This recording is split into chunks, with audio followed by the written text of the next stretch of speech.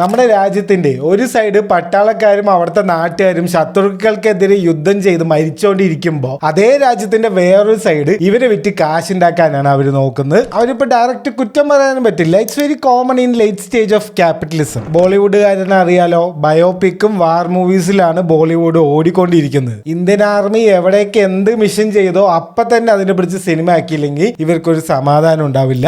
7-ാം തീയതി പുലർച്ചെയാണ് ഓപ്പറേഷൻ സിന്ദൂർ എന്ന് പറഞ്ഞിട്ട് നമ്മുടെ മിലിറ്ററിക്കാര് പാകിസ്ഥാനിൽ ഒരു മിഷൻ ചെയ്തത്. ഒരു 24 മണിക്കൂർ കഴിയുമ്പോഴേക്കും 4 കോപ്പിറൈറ്റ് ആണ് ഈ ഓപ്പറേഷൻ സിന്ദൂർ എന്ന വാക്കിന് ഇവിടെ രജിസ്റ്റർ ചെയ്തിട്ടുള്ളത്. അതിൽ ആദ്യം ട്രേഡ് മാർക്കിന് രജിസ്റ്റർ ചെയ്തത് റിലയൻസ് തന്നെയാണ്. ട്രേഡ് മാർക്കിന് രജിസ്റ്റർ ചെയ്യാൻ പറഞ്ഞാൽ ഈ പേര് ഉപയോഗിച്ചിട്ട് അവർക്ക് എന്തെങ്കിലും സിനിമയോ എന്തെങ്കിലും എടുക്കാൻ തന്നെ ആയിരിക്കും. വേറെ ഇപ്പം എന്താ ഇതുകൊണ്ട് ചെയ്യാനുള്ളത്? പക്ഷെ ഒരു കുഴപ്പം പറ്റിയത് ഇതൊരു പബ്ലിക് ഡൊമൈനിൽ വരുന്ന നമുക്കൊക്കെ ഈ ഡാറ്റ ആക്സസ് ചെയ്യാൻ പറ്റും. അപ്പൊ അങ്ങനെ കുറെ പേര് ഇത് കണ്ടിട്ട് ഭയങ്കര പ്രശ്നമൊക്കെ ഉണ്ടാക്കി. റിലയൻസുകാർ ഇവിടെ നാട്ടിൽ മുഴുവൻ യുദ്ധം നടക്കുമ്പോൾ ഇവർക്ക് ഇങ്ങനെയൊക്കെ ചെയ്യാൻ പറ്റുമോ എന്നൊക്കെ ചോദ്യം ചോദിച്ചപ്പോൾ റിലയൻസുകാർ തന്നെ വന്ന് മാപ്പ് പറഞ്ഞിട്ടുണ്ട്.